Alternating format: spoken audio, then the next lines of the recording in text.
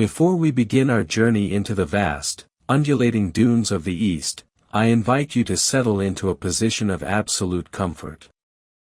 Let the weight of your body sink deeply into the surface beneath you, feeling the support of the earth as if it were the cool, welcoming sand of a desert oasis at twilight. Take a slow, deep breath in, filling your lungs with the imagined scent of blooming jasmine and ancient cedarwood, and as you exhale, release every lingering tension from your shoulders, your neck, and your mind. Imagine the sun dipping below a distant, golden horizon, casting long, violet shadows that stretch across the world, hushing the noise of the day. The air is turning cool and still. There is no hurry here. The rhythm of this story is the rhythm of your own calm breathing, steady, patient, and infinite. As the stars begin to flicker one by one in the velvet canopy above, let your thoughts drift like silk on a gentle breeze, moving away from the frantic pace of the modern world and into a realm of timeless devotion and desert silence. You are safe, you are still, and you are ready to wander through a dream of eternal longing. The sun had begun its slow, majestic descent over the tribal lands of the Banu Amir, painting the sky in bruised purples and burnt oranges that seemed to bleed into the very fabric of the horizon. It was an hour of profound stillness, where the heat of the day surrendered to the creeping chill of the desert night, and the dunes, those shifting mountains of silica, cast shadows so long they looked like the fingers of giants reaching for the cooling sky. In this vast, topographical poem of sand and wind, the camp of the chieftain was a cluster of woven goat-hair tents, dark silhouettes against the glowing embers of the fading day. Here, the air was thick with the smell of roasting coffee beans, the sharp tang of wood smoke, and the earthy musk of weary camels kneeling in the dust. Every grain of sand seemed to hold its breath, waiting for the first appearance of the evening star, that solitary herald of the mysteries of the night. Among the children of the tribe, there was one whose presence seemed to command the very light of the evening, Qays, the son of the chieftain, a boy whose eyes held the clarity of a mountain spring and whose spirit was as restless as the Khamsin wind. He sat by the edge of the encampment, his fingers tracing idle patterns in the cooling dust, thinking of the school where the verses of the ancients were etched into the minds of the young. It was there, amidst the rhythmic chanting of poetic meters and the scratch of reeds on parchment, that the world had fundamentally shifted its axis. For it was there that he had first looked upon Layla. To describe Layla was to attempt to capture the essence of the moon reflected in a still pool. She was a creature of grace and quietude, her eyes two dark orbs that seemed to contain the secrets of the constellations. When she spoke, it was not merely sound, but a melody that resonated with the hidden frequencies of the universe, and when she walked, the very grass seemed to lean toward her footsteps in silent adoration. The schoolroom was a place of shadows and flickering lamps, where the scent of old ink mingled with the dust motes dancing in the shafts of sunlight that pierced through the high, narrow windows. Qays and Layla sat in the same circle of learning, their shoulders occasionally brushing as they leaned forward to catch the words of their teacher. In those moments, the lessons on grammar, the histories of fallen empires, and the complex laws of the stars faded into insignificance. For Qays, the only reality was the curve of Layla's cheek, the way her eyelashes cast delicate shadows against her skin, and the subtle, intoxicating scent of rosewater that followed her like a loyal shadow. They did not need many words, their souls spoke in a language older than the dialects of the desert, a silent communion of glances and shared smiles that built a bridge between two hearts across the crowded room.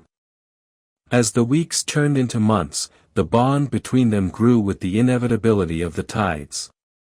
They would find excuses to linger after the lessons were finished, walking slowly through the groves of date palms where the light filtered through the fronds in emerald patterns. They spoke of the things that children speak of, the legends of their ancestors, the beauty of the horses, the fear of the dark, but beneath the innocence of their words was a deepening current of devotion that neither fully understood but both felt with an intensity that bordered on the sacred. Qays began to compose verses in his mind, rhythmic lines that captured the way the light hit Layla's hair or the way her laughter reminded him of the bubbling of a hidden spring. He was a weaver of words, and Layla was his only subject, the muse who commanded every syllable and every breath. However, the desert is a place of rigid structures and ancestral pride, and the blossoming of such a pure and public affection did not go unnoticed. The elders of the tribe, with their lined faces and hearts hardened by years of survival in a harsh landscape, began to whisper. They saw the way Qays looked at Layla, not with the casual interest of a playmate, but with the consuming fire of a man who has found his destiny.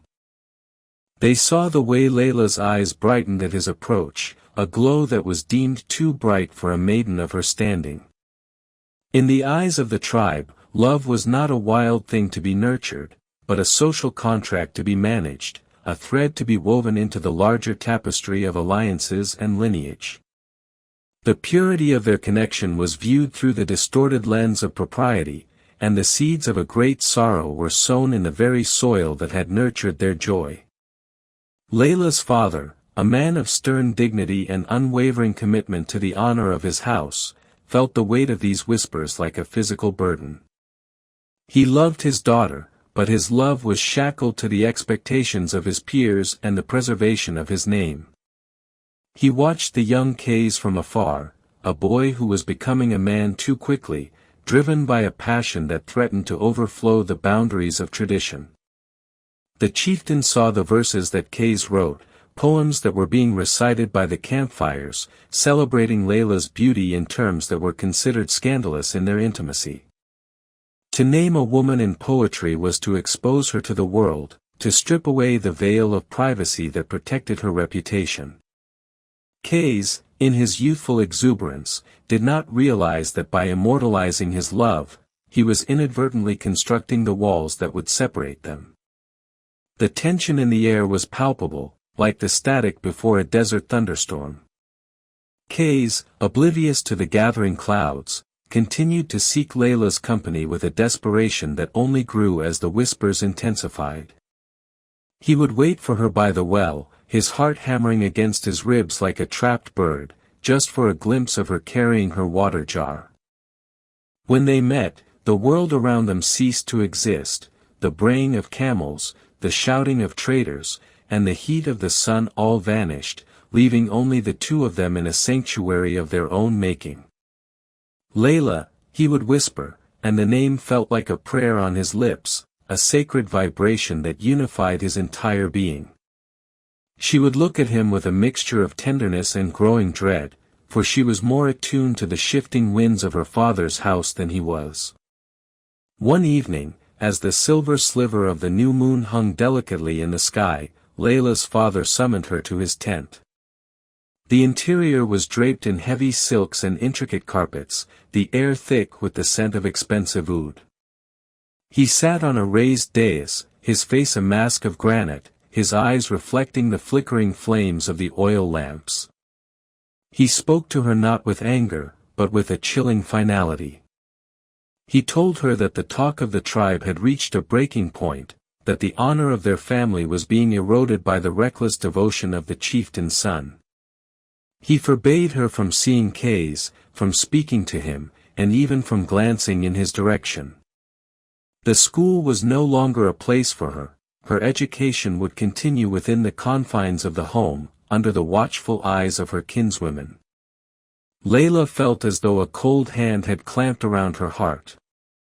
She wanted to protest, to cry out that her soul was entwined with Qays's as surely as the vine clings to the oak, but the weight of her upbringing and the silent command in her father's eyes silenced her. She bowed her head, the tears she shed falling unseen onto the ornate patterns of the carpet, each drop a silent lament for a future that was being dismantled before it could even begin. From that night on, she was a prisoner in her own life, a bird whose wings had been clipped just as it had learned the joy of the heights. The groves of date palms where they had wandered became forbidden territory, and the silence between them became a vast, echoing canyon that no word could bridge. When Qays learned of the decree, it was as if the sun had been permanently extinguished from his sky. He haunted the outskirts of Layla's encampment, a ghost in the moonlight, hoping for a sign, a shadow against a tent wall, anything to prove that she was still there. He began to lose interest in the daily life of the tribe. The hunts, the councils, and the celebrations all seemed hollow and meaningless without her presence. His father, the chieftain, watched his son's decline with a mixture of pity and frustration. He tried to reason with Qays, telling him that there were many maidens in the desert, women of noble birth and great beauty who would be honored to wed the heir of the Banu Amir. But Qays only shook his head, his eyes fixed on some distant point that only he could see. "There is only Layla," he would say, his voice a ragged whisper. "Without her, I am a man without a shadow, a traveler without a destination." It was during this period of forced separation that the transformation of Qays began. The grief and the longing within him needed an outlet, and they found it in the only way he knew how, through poetry. But these were no longer the light, celebratory verses of his youth. They were raw, visceral outpourings of a soul in agony, lines that captured the desolation of the desert and the crushing weight of absence. He began to wander further and further from the camp, into the deep wilderness where the only companions were the wolves and the stars. He would stand on the crest of a dune and recite his poems to the wind, his voice rising in a crescendo of passion that echoed off the rocky outcrops. People began to call him Majnun, the madman. He was a man possessed by a love that transcended the physical realm, a love that had stripped him of his reason and left him naked before the infinite. The legend of Majnun began to spread like wildfire across the Najd. Travelers and merchants carried his verses from oasis to oasis, and soon the whole of Arabia was reciting the laments of the man who had lost his mind for the sake of a woman named Layla. The name Majnun became a symbol of a devotion so total that it bordered on the divine, a reminder that there are forces in the human heart that no law or tradition can contain. But for Qays, the fame meant nothing. He did not seek the admiration of the world, he sought only the presence of the one who had become the very air he breathed. He would often be found sitting in the dust, writing Layla's name over and over again until the wind blew the sand away, only for him to begin anew. Back in the encampment, Layla heard the echoes of his madness. She heard the verses he had composed, and each word felt like a needle in her heart. She knew that he was suffering, that his mind was fraying under the pressure of their separation, and the knowledge was a slow-acting poison in her veins. She lived in a state of perpetual mourning, her beauty fading like a flower deprived of water. She was surrounded by people, yet she was more alone than Qays in the wilderness, for she had to hide her grief behind a mask of dutiful obedience. She would sit by the small window of her tent, looking out at the desert, wondering which of those distant dunes held the man who loved her more than life itself.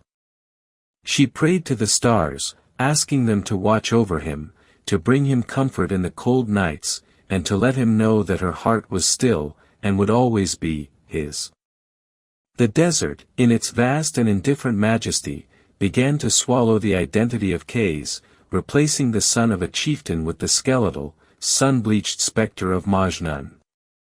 He moved through the shifting dunes of the Najd not as a man with a destination, but as a pilgrim of sorrow, his feet calloused by the burning sands and his skin darkened to the color of ancient mahogany by the relentless sun. The silence of the deep waste was his only confidant, a silence so profound that it seemed to vibrate with the frequency of his own longing. He found himself wandering into the rocky wadis where the shade was sparse and the water was a memory, yet he felt neither hunger nor thirst in the traditional sense. He was sustained by the internal fire of his devotion, a metabolic miracle fueled by the singular image of Layla's face. Every rock he passed, every twisted acacia tree that clung to the parched earth, appeared to him as a monument to her absence. He would stop before a jagged limestone formation and see in its sharp angles the trajectory of her brow, or he would stare into the shimmering heat haze of a salt flat and behold the mirage of her silk garments fluttering in a breeze that never reached him. His appearance became a testament to his internal disintegration. His clothes, once the fine linens of a nobleman's heir, were reduced to tattered grey rags that hung loosely from his sharpening frame, flapping like the wings of a wounded bird as he stumbled across the plateaus. His hair grew long and matted, entwined with the dust and small thorns of the desert scrub, forming a wild crown that signaled his departure from the world of men. Yet, in this state of physical ruin, his voice gained a haunting, melodic power that seemed to transcend the human throat. He did not merely speak his verses, he exhaled them, letting the rhythmic cadences of his poetry drift across the dunes like the scent of musk. He sang of the way the moonlight caught the curve of Layla's throat, a sight he had glimpsed only briefly but had memorized with the precision of an engraver. He sang of the cruelty of the walls that held her, the black tents of the Banu Amir that were to him like the bars of a cage enclosing the very soul of the world. Animals, sensing the lack of malice in this broken creature, began to gravitate toward him. It was said by the passing caravans that Majnun was never truly alone. A lean gazelle would often walk by his side, its dark, liquid eyes mirroring the sadness in his own. A desert fox might crouch near him as he slept under the canopy of the stars, and even the predatory hawks would circle low, their shadows brushing over his upturned face as if paying homage to a king of the wilderness. To these creatures, Qays was not a madman but a part of the landscape itself, a natural phenomenon like the wind or the rain.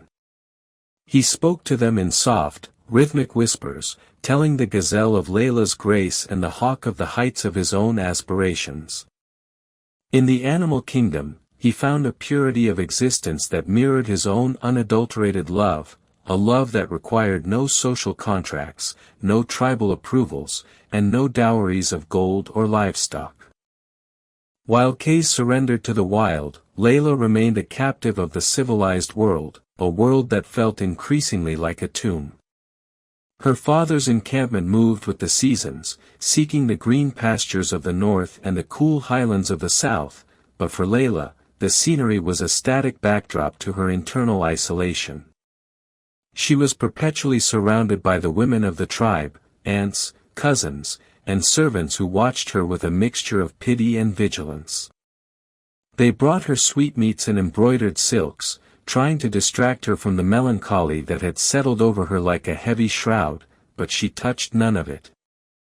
Her appetite had withered along with her hope. She spent her days sitting in the corner of the tent, her hands idle in her lap, her gaze fixed on the small slit in the fabric that offered a glimpse of the horizon. She listened to the songs of the camp, and occasionally, she would hear a traveler reciting a new verse that had been gathered from the lips of the madman in the wilderness. Each word was a dagger of recognition, she knew the metaphors, she understood the hidden meanings, and she felt the vibration of his soul reaching out to her across the impossible distance. The pressure on Layla's family to resolve her situation grew as the legend of Majnun became a shadow over their reputation. To have a daughter who was the object of such public and scandalous devotion was a stain that the proud Banu Amir could not easily ignore. Suitors began to arrive, men of wealth and power who saw in Layla's tragedy a challenge or a prize to be won. Among them was Ibn Salam, a man of considerable influence and impeccable lineage, whose tents were many and whose herds covered the hills.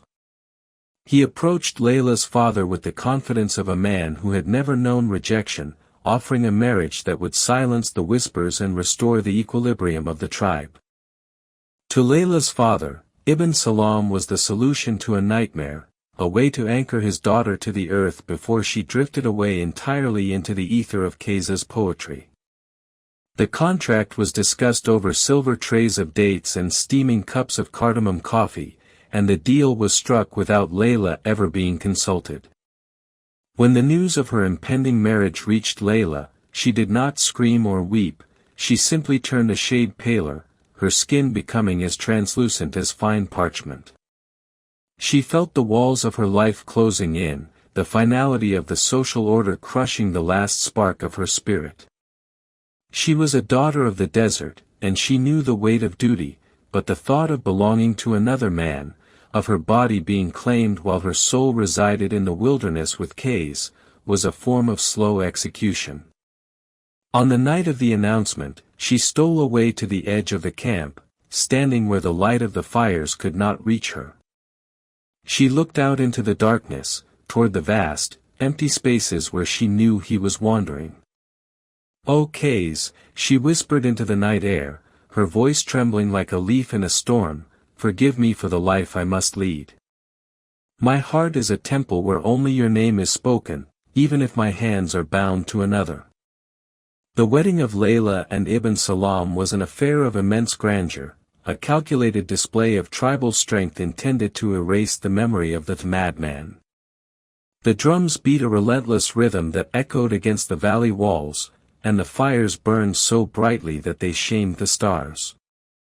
There was dancing and feasting, the scent of roasting lamb and expensive spices filling the air for miles.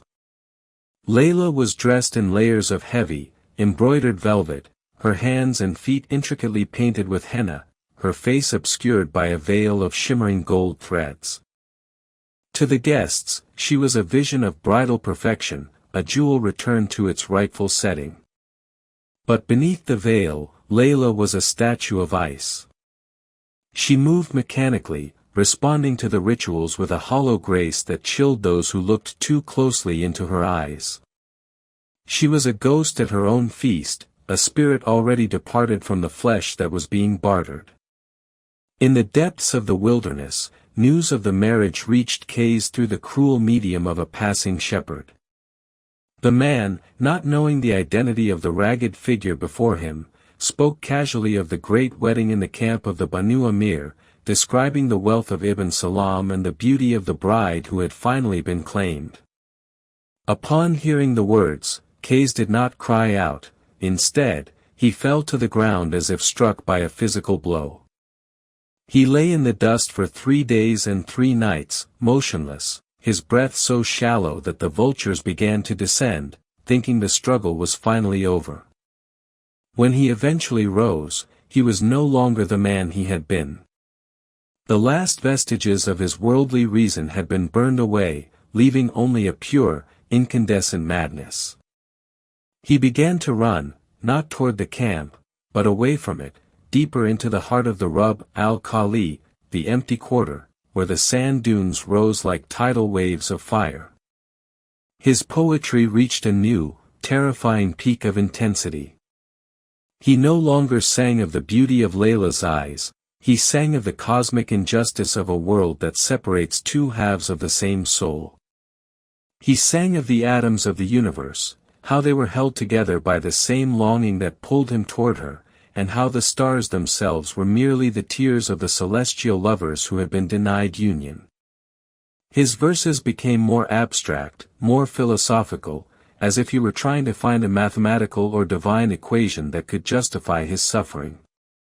He walked through the heat of the day without a cloak, his skin blistering and peeling, yet he felt no pain. He was a dervish of the desert, spinning in a perpetual dance of grief, his words leaving a trail of fire in the memories of any who happened to hear him. Meanwhile, the marriage of Layla and Ibn Salam was a union in name only. Though they lived under the same roof, Layla remained a stranger to her husband. She performed the duties of a wife with a cold, terrifying efficiency, but she never allowed him access to the inner sanctum of her thoughts. Ibn Salam, initially patient and confident that time would heal her melancholy, grew increasingly frustrated and eventually despairing. He realized that he had purchased a shell, a beautiful vessel that contained nothing but the echoes of another man's name. He could provide her with the finest silks, the rarest perfumes, and the most comfortable cushions, but he could not provide her with the one thing she craved, the freedom to be broken. Layla's health began to decline, the paleness of her skin took on a sickly, grayish hue, and her cough, dry and persistent, echoed through the quiet hours of the night like a ticking clock marking the end of her endurance.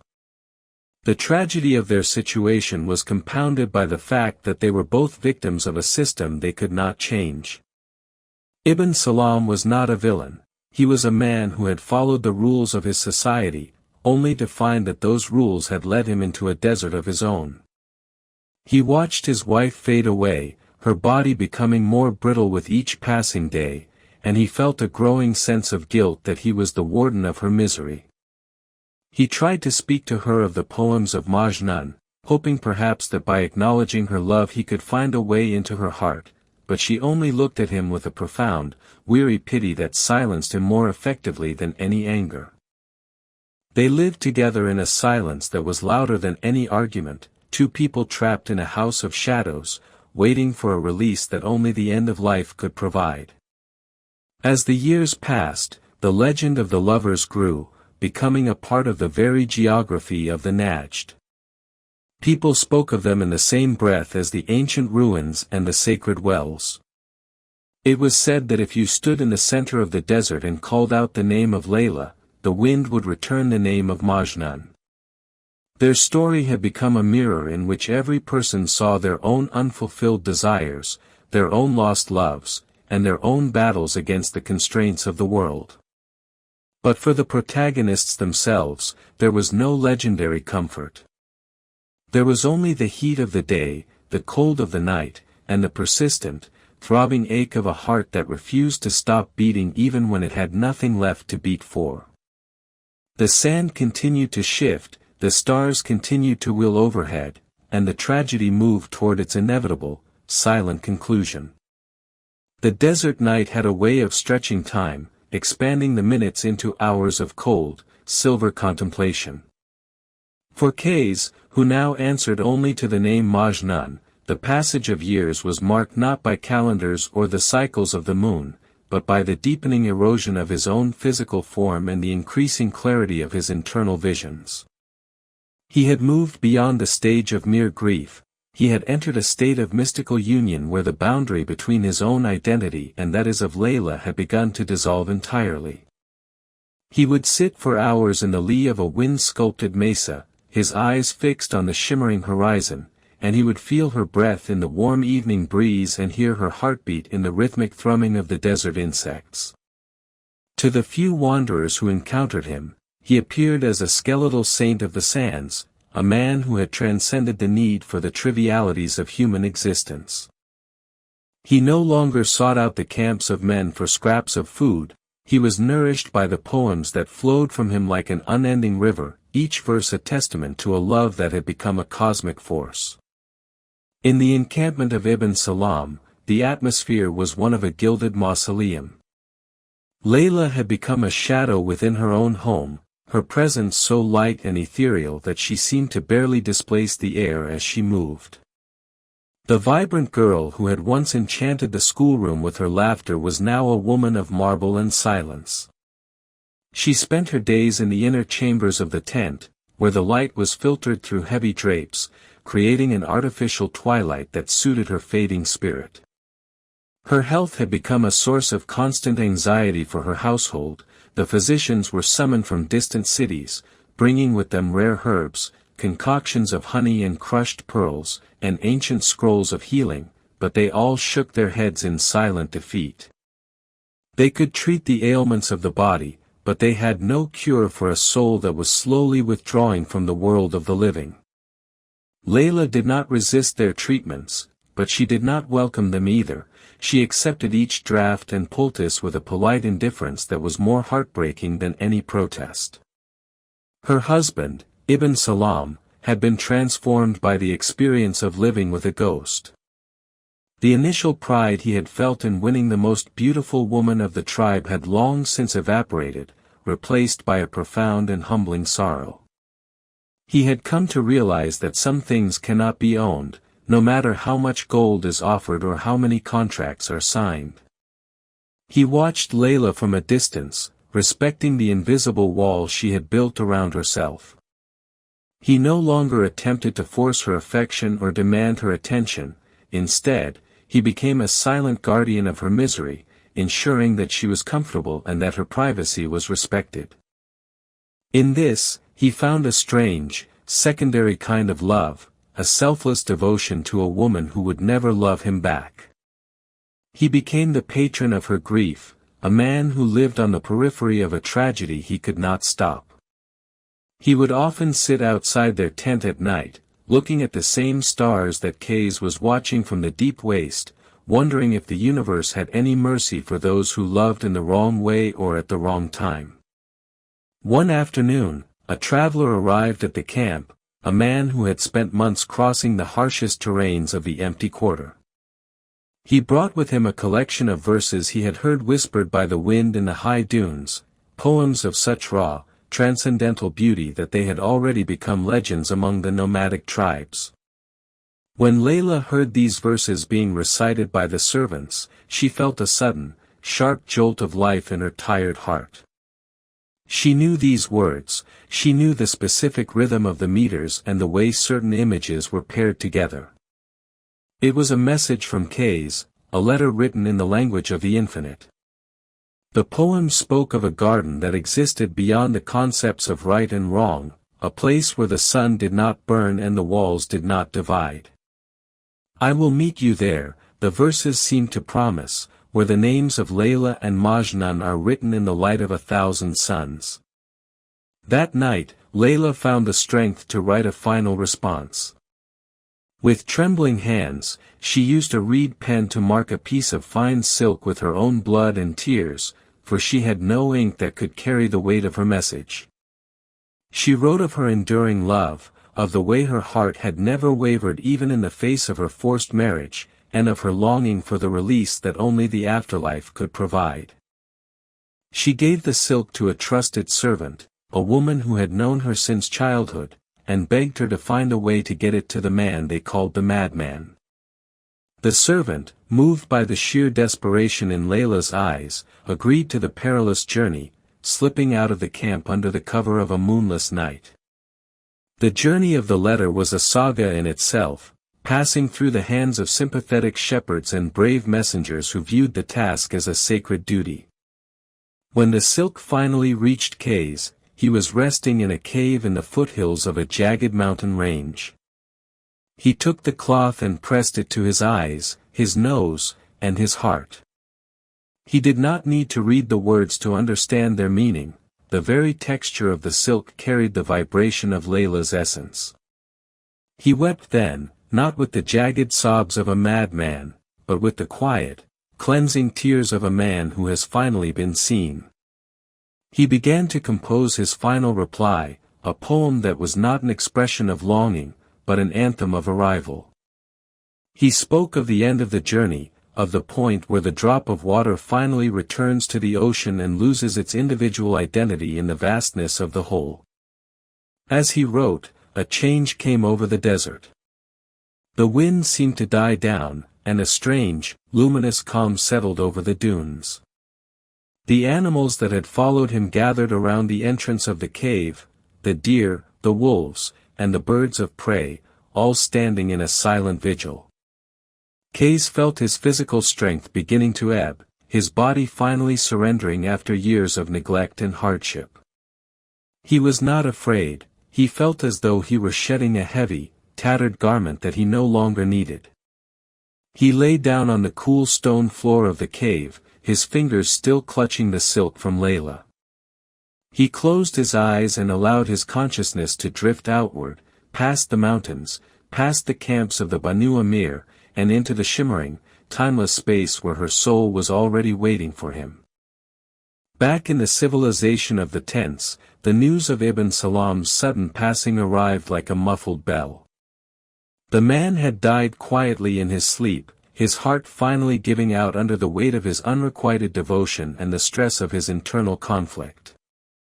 Layla was now a widow, free by the laws of man but still bound by the laws of her own failing health. The tribe expected her to mourn, to wear the dark robes of a widow and retreat further into seclusion, but Layla did the opposite. She felt a sudden, final surge of clarity. She knew that the time of her departure was at hand, and she felt a sense of joy that she had not known since the days in the schoolroom. She dressed herself in her finest garments, the ones she had worn for her wedding, but stripped of their heavy veils and restrictive jewels. She looked in the mirror and saw not a dying woman, but a bride preparing for a true union. She spent her final days in a state of quiet grace, speaking kindly to those around her and distributing her worldly possessions to the poor. She seemed to be listening to a music that no one else could hear, her head tilted as if catching the faint notes of a distant flute. One evening, as the sun was setting and the air was filled with the golden dust of the returning herds, Layla lay down on her couch and breathed out a single name, Qays. With that breath, her spirit left her body, departing so gently that those in the room did not realize she was gone until the first star appeared in the sky. She died as she had lived, with a quiet, unshakable dignity, her heart finally at peace. The news of Layla's death traveled across the sands like a desert fire, reaching the ears of the tribes and the hermits alike. When the word reached the cave where Qays lay, it was as if a final signal had been given. He did not mourn her death, he celebrated it as the opening of the last door. He gathered the last of his energy to crawl to a spot where he could see the horizon one last time. He saw the world not as a place of exile, but as a beautiful, fleeting dream that was finally coming to an end. He whispered a final verse, a poem of such profound unity that it was said the very stones of the mountain repeated it for centuries afterward. Then, with the silk of Layla's letter still pressed against his chest, he closed his eyes and joined her in the silence. The silence that followed the departure of their souls was not a void, but a profound and resonant presence that seemed to saturate the very atmosphere of the Najd. In the camp of the Banu Amir, the passing of Layla was marked by a mourning that transcended the usual rituals of the tribe. They buried her in a place of quiet beauty, where the desert lilies bloomed after the rare winter rains and where the wind whispered through the scrub with a sound like the rustle of silk. Her grave became a sanctuary, a site where the women of the tribe would come to leave sprigs of dried lavender and to weep for a love that had been too great for the world to contain. They spoke of her no longer as a victim of circumstance, but as a saint of devotion, a woman whose heart had remained a fortress of purity in a landscape of shifting sands and broken promises. Far away, in the rugged embrace of the mountains, the body of Qays was discovered by a group of wandering dervishes who had been drawn to the cave by a strange, celestial light that seemed to pulse from its entrance. They found him lying in a posture of absolute peace, his face turned toward the direction of Layla's home, his hands still clutching the blood-stained silk. There was no sign of struggle, no mark of the madness that had defined his later years. Instead, there was a luminosity to his skin and a smile upon his lips that suggested he had reached his destination at last. The animals that had guarded him in life remained in a silent circle around the cave, refusing to move until the holy men had gently lifted his remains. The dervishes, recognizing that they were in the presence of a love that had achieved the status of the divine, did not return him to his tribe. Instead, they buried him right there, in the heart of the wilderness he had made his own, marking the spot with a simple cairn of stones. But the story did not end with the closing of the earth. As the weeks turned into months, a strange phenomenon began to occur. Travelers passing by Layla's grave and those visiting the mountain tomb of Qays began to report the same vision. They spoke of a scent, a mixture of desert rose and ancient musk, that would suddenly fill the air, even in the depths of the dry season. They spoke of hearing two voices, one a deep, melodic baritone and the other a soft, silver-toned soprano, reciting verses of such haunting beauty that those who heard them were moved to tears of inexplicable joy. The legend of the two lovers began to evolve into a spiritual path. People began to realize that Layla and Qays were no longer two separate entities divided by distance and social decree, but a single, unified flame that burned at the center of the universe. The chieftain of the Banu Amir, Qays' father, lived long enough to see his son's madness recognized as a form of higher wisdom. He spent his final years in a state of quiet contemplation, often wandering to the edge of the camp to look out at the horizon. He came to understand that his attempts to force his son into the mold of a traditional leader had been like trying to trap the sunlight in a wooden box. He felt no more anger toward Layla's family, for he saw that they, too, had been pawns in a cosmic drama that required their suffering for its ultimate fulfillment. On his deathbed, it was said that he saw his son, no longer the tattered Majnun but a prince of light, standing beside a woman of incomparable radiance. He closed his eyes with a sigh of relief, knowing that the breach had been healed and the debt had been paid.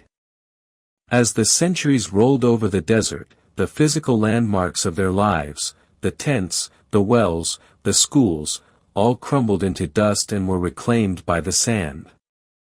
The political boundaries of the tribes shifted and vanished, and new cities rose where once there were only dunes. But the poetry of Majnun remained. His verses were written down by scholars, sung by minstrels in the courts of kings, and whispered by lovers in the privacy of their gardens. The name of Layla became synonymous with the beloved, the ultimate goal of every searching soul, while the name of Majnun became the archetype of the seeker who is willing to lose everything to find the truth. Their story was no longer a local tragedy of the Arabian Peninsula, it had become a universal myth, a map of the human heart's capacity for infinite expansion. In the mystical traditions that flourished in the wake of their legend, it was taught that the separation of Layla and Qays was a necessary illusion. It was said that if they had been allowed to marry and live a mundane life of domesticity, the fire of their love would have eventually dimmed into the embers of habit. By being denied each other in the physical realm, they were forced to seek union in the spiritual realm, thereby creating a bridge between the human and the divine that others could follow. The madness of Qays was reinterpreted not as a loss of reason, but as the shedding of the ego, the final obstacle that prevents the soul from merging with its source. Layla's silence and eventual death were seen as the ultimate acts of surrender, a graceful exiting of the stage once the lesson of devotion had been fully realized. Even today, in the quiet hours of the night when the world is still and the stars are the only witnesses, the energy of their story continues to vibrate. It is felt by the lonely student who finds solace in a book of old poems, it is felt by the traveler who senses a presence in the vast emptiness of the desert, it is felt by anyone who has ever looked into the eyes of another and seen a reflection of the eternal. The sand continues to shift, covering and uncovering the secrets of the past, but the love of Layla and Majnun remains as constant as the North Star. It is a reminder that while the bodies are fragile and the laws of men are rigid, the spirit is a wild and beautiful thing that cannot be broken. The dunes of the Najd still hold the echoes of that ancient rhythm. If you listen closely to the wind as it whistles through the rocky canyons, you can hear the faint, persistent heartbeat of a love that refused to die. It is a slow, steady pulse that invites the weary to rest and the troubled to find peace. It tells us that every sorrow is a prelude to a greater joy, and every separation is merely a preparation for a more profound meeting. As the moon rises over the desert, casting its cold, white light over the graves of the forgotten and the monuments of the famous alike, it shines with a particular intensity upon the memory of the two who became one. They are there, in the silver light, in the cool air, and in the deep, welcoming silence of the night, waiting for us to join them in the garden where the walls have finally fallen. The final convergence of their legend occurred not in the world of dust, but in the collective memory of the desert itself, where the distinction between history and myth fades like a mirage at noon. The cairn of stones that marked the resting place of Qays in the mountain heights and the flower-strewn mound where Layla lay in the valley began to exert a subtle, gravitational pull on the hearts of the weary. Over decades, the paths between these 2 points became etched into the earth by the feet of pilgrims, creating a physical map of a spiritual journey.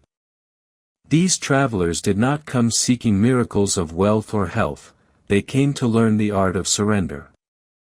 They sat by the stones and watched the way the light changed on the granite, realizing that the jagged edges of the world are smoothed only by the persistent flow of an undivided heart.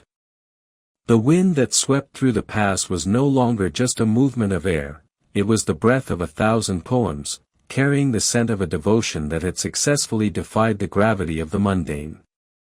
In the higher reaches of the desert, where the air is thin and the silence is so heavy it rings in the ears, the spirit of Majnun found its ultimate expression.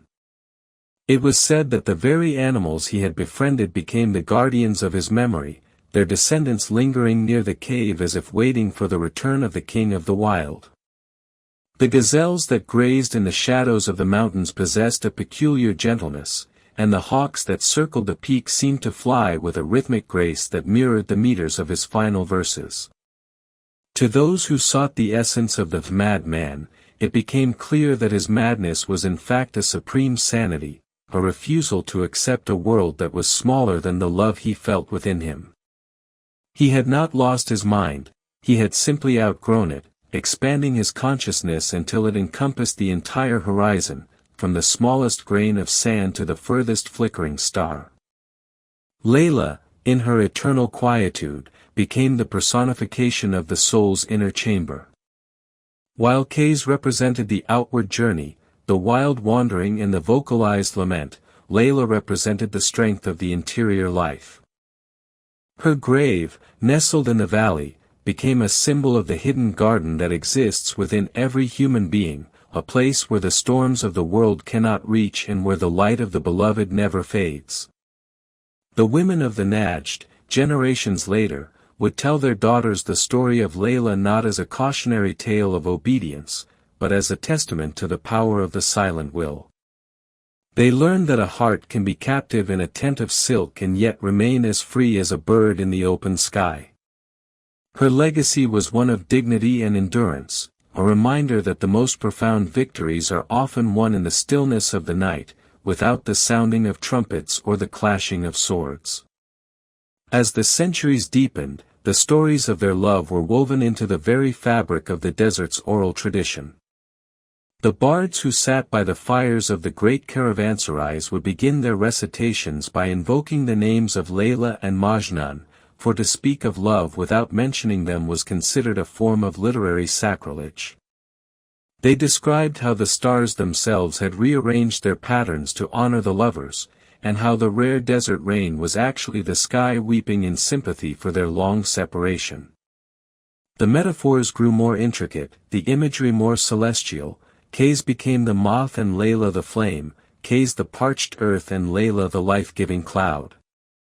Through these retellings, the two individuals were transformed into universal principles, the eternal masculine and feminine seeking their lost unity in the vastness of the created world.